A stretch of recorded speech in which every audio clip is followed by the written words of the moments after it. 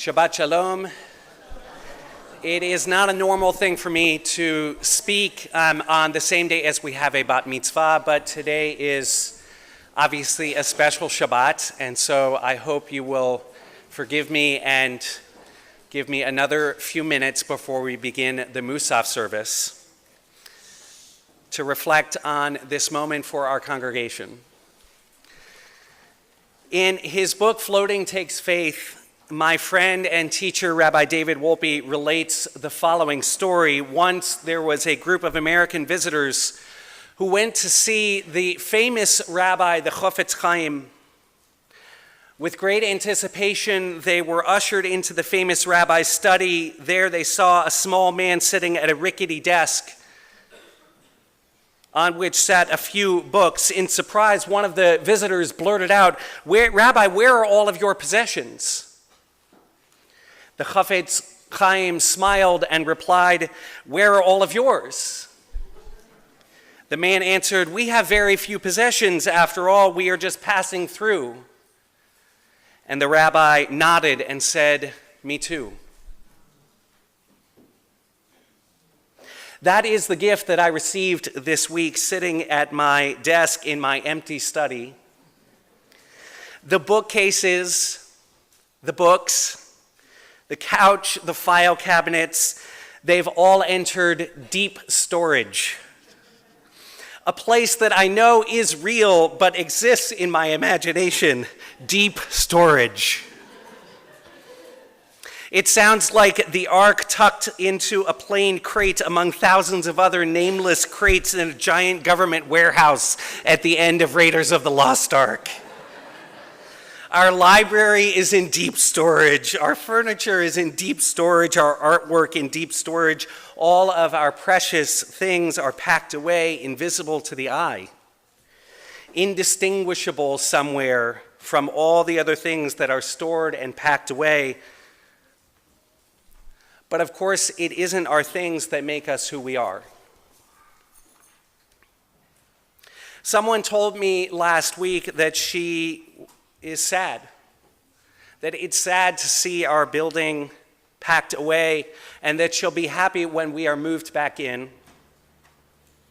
And I understand those feelings, and we should make space for them, but I do hope that we will also allow ourselves to receive this dislocation as a gift, to allow ourselves to be surprised as the next weeks and months unfold.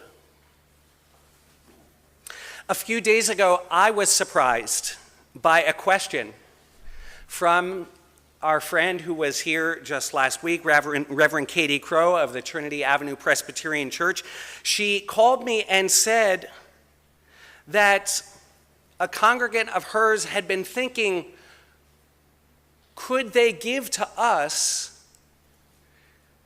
or put up for us a mezuzah, a scroll that marks the doorposts onto the fellowship hall where we will be having our prayers.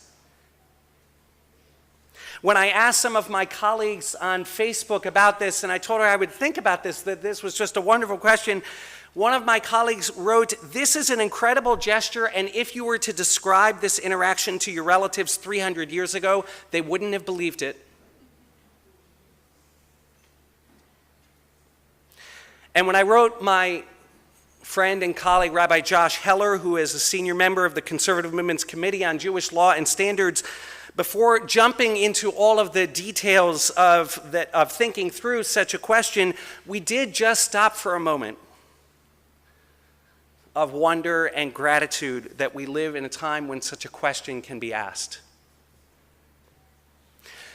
For those who are interested, I can send you all of the details, but this morning I'll summarize. On the question, first, the way to think about it is, does a synagogue actually require a mezuzah? And the answer is that it only does if it includes a dwelling place, because actually a mezuzah is placed on places where we live. And the idea that a synagogue would have a dwelling place reflects the a common practice that once was, which was for a synagogue to have a room where people who were passing through could sleep and spend Shabbat. Nowadays, even though most synagogues don't have such a room, it is a common practice that mezuzot are placed in sanctuary spaces because they are often used for purposes other than prayer. In our case, we will be using that fellowship hall at Trinity Avenue Presbyterian Church not only for prayer, but for our community lunches, and I imagine we will continue to have sessions there of learning after our community of lunches.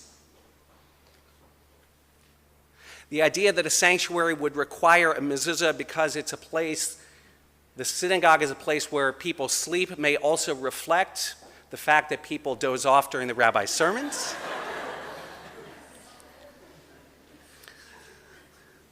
Another part of that question is, does space rented from non-Jews require a mezuzah? In other words, if we don't own the space, then does it require mezuzah? And the answer to that question is yes. If I rent an apartment and there is somebody who is not Jewish who owns the apartment, if I'm going to be living in that space for more than 30 days, then a Jew is required to place a mezuzah on the door.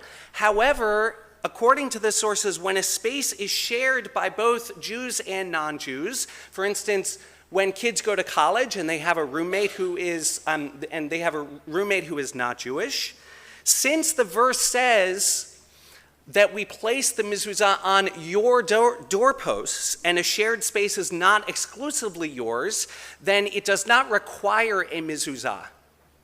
And some of the sources actually even add, and this is where I think it gets interesting, that the reason for that is lest it lead to animosity if the non-Jew were not to understand the purpose of the mezuzah and might be confused and see it as strange and even threatening.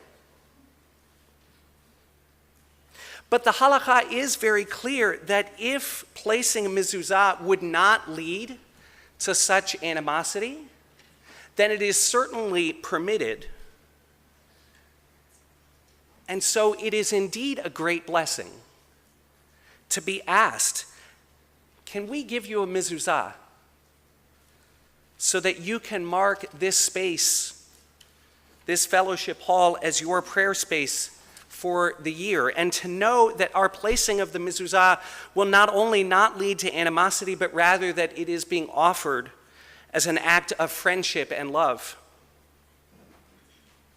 And for that reason, on Sunday, tomorrow, as we take our Torahs over to Trinity Avenue Presbyterian Church, I told Reverend Crow that we would be honored if they would present to us a mezuzah, a case. We're going to bring the scroll, so we make sure it's a kosher scroll. Because it's not a required action, we won't recite a bracha, the official blessing that we recite, Asher kitshanu b'mitzvotav v'tzivanu ligboa mezuzah, when we affix a mezuzah in a place like a bedroom or at the front door. But we will mark that moment with the blessing that we just said earlier today, a shehechianu, a blessing of thanksgiving and gratitude for this extraordinary moment and for that moment of surprise and new questions that present themselves when we allow ourselves to put everything we own into deep storage. Rabbi Wolpe's teaching concludes in the following way. He says, the Torah speaks of us as strangers and residents. How can we be both a stranger and a resident? According to the Magid of Dubno, that language, through that language, God is sending a signal about our proper attitude toward the world. If we feel too much at home, says the Magid, then God will be a stranger to us. But if we feel a little bit like strangers, then God will be resident among us. The key is to understand that the world is a temporary home, that all the time, wherever we go, we are renters, not owners. Tomorrow, we move our Torahs down the street. Next Shabbat, we begin our time in a temporary home where we are renters, even though we're actually not even being charged rent. We will feel a bit like strangers, but in doing so, we hope and believe that God will indeed be present among us. Shabbat Shalom.